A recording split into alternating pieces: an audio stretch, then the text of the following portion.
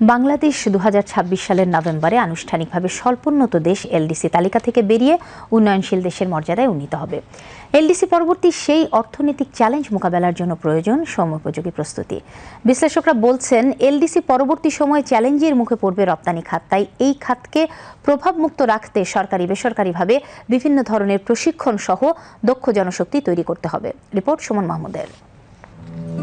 LDC graduation থেকে বের হওয়ার ফলে সবচেয়ে বেশি চ্যালেঞ্জের মুখে পড়বে বাংলাদেশের রপ্তানি খাত।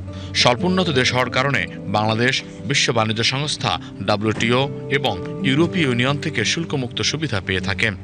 সেই সঙ্গে আঞ্চলিক ও দ্বিপাক্ষীয় চুক্তির আওতায় চীন ও ভারত সহ অন্যান্য দেশে শুল্কমুক্ত রপ্তানি সুবিধা পেয়ে আসছে। নিয়ম অনুযায়ী আগামী বছর 2026 সালে এলডিসি তালিকা থেকে উত্তরণের ফলে বাংলাদেশের জন্য সব শুল্কমুক্ত বাণিজ্য সুবিধা বন্ধ হয়ে যাবে। তাই ব্যবসায়ীরা বলছেন, উত্তরণের পর বড় ধরনের চ্যালেঞ্জের মুখে পড়তে পারে ওষুধ শিল্প। ওষুধ শিল্পের উপর মেধাস্বত্ব বিধান আরও কড়াকড়ি হবে, এতে ওষুধের দাম বেড়ে যেতে পারে।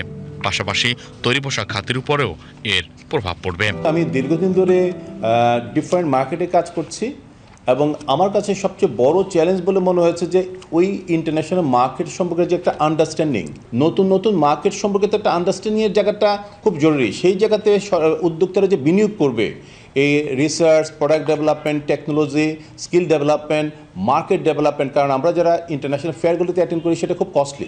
সুতরাং এই যে একটা বড় বিনিয়োগ করা হবে উদ্যোক্তাদের সাইড থেকে, সেই বিনিয়োগটার ক্ষেত্রে সরকার কোনো সহযোগী রোল প্লে করতে পারে কিনা, অংশীদারিত্বের জায়গাটাতে আসতে পারে কিনা, এবং এটা খুব জরুরি হয়ে গেছে। বিশ্লেষকরা বলছেন, স্বল্পোন্নত দেশ থেকে উত্তরণের পর রফতানিতে ধারাবাহিকতা রক্ষায় বিভিন্ন উদ্যোগ নেওয়া দরকার, যার মধ্যে নগদ সহায়তা, ভর্তুকি তুলে নেওয়া, নতুন বাজারে প্রবেশ করা, দক্ষ মানব সম্পদ তৈরি করা, আউটসোর্সিং এর মাধ্যমে বৈদেশিক মুদ্রা অর্জন এবং তৈরি পোশাক, কৃষি প্রক্রিয়াজাতকরণ, মৎস্য ও পশুপালন, জাহাজ নির্মাণ শিল্পের জন্য রোডম্যাপ তৈরি করা। এছাড়াও আন্তর্জাতিক অংশীদারিত্ব বৃদ্ধি, অর্থনৈতিক কূটনীতি এবং রপ্তানি নীতিমালার আধুনিকায়নও গুরুত্বপূর্ণ। আমাদের যখন ট্রিপসের যে সুবিধাটা ওটা চলে যাবে, তখন আমাদেরকে কিন্তু অসুবিধা পড়তে হবে। আমাদের তো অনেক ওষুধের যে কাঁচামাল, এগুলি একটু প্রচুর ইম্পোর্ট করতে হয়। ওষুধ শিল্পে যারা এইসব চড়া দামে যে ওষুধ বিক্রি হয় ইউরোপ, আমেরিকাতে, যে বড় বড় ওষুধ কোম্পানি আছে, এরা তো crore crore dollar research and ডেভেলপমেন্টে খরচ করে।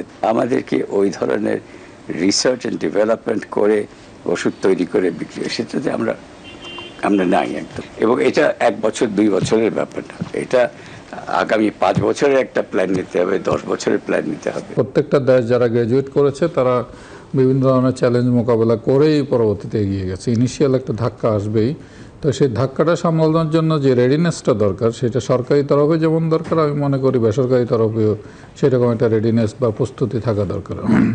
আনফর্চুনেটলি আমাদের বেসরকারি খাতে, বিশেষ করে রপ্তানি খাতে যারা ইনভলভ আছেন, তাদের মধ্যে আমি খুব বেশি যে প্রস্তুতি তেমন দেখছি না। তারা সরকারি সহায়তাই বেশি করে চাচ্ছেন। এটার মধ্যে চ্যালেঞ্জ আছে, তেমন কিছু অপরচুনিটিও আছে। সেই অপরচুনিটিটার একটা অংশ হচ্ছে যে অর্থনীতির একটা যে বিশেষ করে রপ্তানি খাতে ডাইভার্সিফিকেশন, বহুমুখীকরণের একটা সুযোগ আসবে। এতে করে যদি আমরা সেই সুযোগটা নিতে পারি, সেটা এক ধরনের পদক্ষেপ হবে এবং সেই লক্ষ্যে সরকারের নীতি এবং প্রণোদনা সেগুলো হয়তো থাকতে হবে। উন্নয়নশীল দেশের চ্যালেঞ্জ উত্তরণে দক্ষ মানব সম্পদ অত্যন্ত গুরুত্বপূর্ণ। এজন্য তরুণ সমাজকে সাধারণ শিক্ষার পাশাপাশি কারিগরি ও প্রযুক্তি জ্ঞান সম্পন্ন গড়ে তুলতে সরকারকে বিভিন্ন ধরনের উদ্যোগ নিতে হবে। এছাড়া নতুন বাজার তৈরি এবং একক পণ্য থেকে বের হয়ে পণ্য বহুমুখীকরণে জোর দিতে হবে মত বিশ্লেষকদের। Suman Mahmud, BTV news, Dhaka.